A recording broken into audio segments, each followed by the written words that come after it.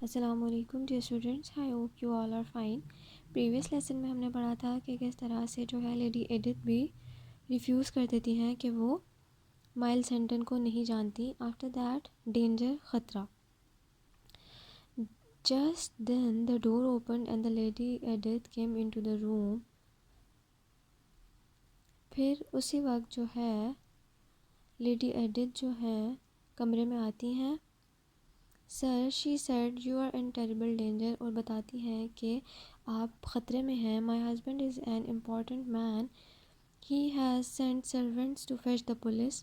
میرے جو ہسبینڈ ہیں وہ انتہائی اہم آدمی ہیں، اور اب انہوں نے اپنے ملازمین کو پولیس کے بلانے کے لیے بھیج دیا ہے۔ And they will put you in prison, اور وہ آپ کو قید خانے میں ڈال دیں گے۔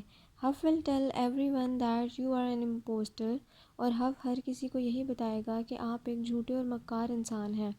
ایوری ون ول بلیو ہم because he is rich and important, کیونکہ ہر کوئی اس کا یقین کرے گا وہ اس وجہ سے کہ وہ بہت امیر اور اہم شخصیت ہے۔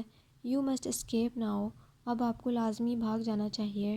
Before it is too late, اس سے پہلے کہ بہت دیر ہو جائے۔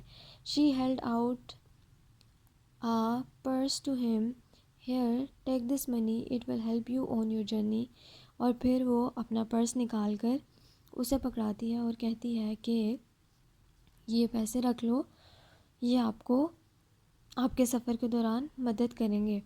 Edith Hendon said gently, I don't need your money, I need you, look at me, don't you can recognise me. وہ ایڈتھ کی طرف دیکھتا ہے اور بلاتا ہے اسے، اور بہت ہی پیار سے پوچھتا ہے کہ کیا تم مجھے نہیں جانتی؟ مجھے تمہاری ضرورت ہے، مجھے ان پیسوں کی نہیں، میری طرف دیکھ کر بتاؤ کہ تم مجھے نہیں جانتی۔ For a moment the lady Edith's eyes stared into his, then she looked down at her feet۔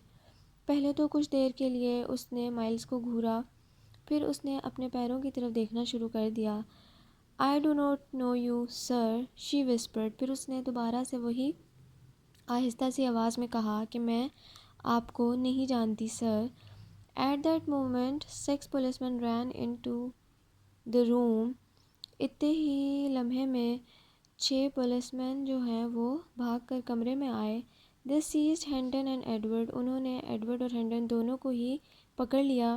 They fastened chains around their hands and feet and took them to prison۔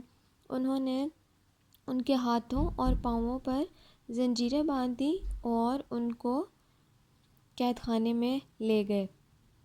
اب حف کو ڈاؤٹس تھے کہ ہاں ہو سکتا ہے کہ یہی، بلکہ اسے یقین تھا کہ یہی مائلز ہنڈن ہے، اس لیے وہ چاہتا تھا کہ کوئی سراغ باقی نہ رہے میرے دھوکے کا، کہ میں نے کس طرح سے فراڈ کیا اور اپنے بھائی کو بھی مروا دیا بڑے، اور میری وجہ سے میرے والد کی بھی ڈیتھ ہو گئی، کیونکہ اس نے جھوٹ بولا کہ مائلز مر گیا، اور اسی دکھ میں ان کے فادر جو رچرڈ ہنڈن تھے ان کی ڈیتھ ہو گئی تھی۔ وہ اس سب چیزوں کو کور اپ کرنا چاہتا تھا، وہ خوفزدہ تھا، اسی لیے اس نے ان دونوں کو پولیس کے حوالے کروا دیا۔ Now what you people have to do، آپ لوگوں میں سے صرف ایک بچے کے مجھے میننگز آئے ہیں، آپ لوگ جتنا کام ڈیلے کریں گے آپ کا خود کا ہی کلاس ورک ڈیلے ہوگا، اسی لیے ٹائملی آپ لوگ چیپٹر نمبر 7، 8 کے اور 9 کے بھی اب آپ لوگ بھیجو گے مجھے ورڈز، ڈیفیکلٹ ورڈز جن کے میننگز کروانے ہیں۔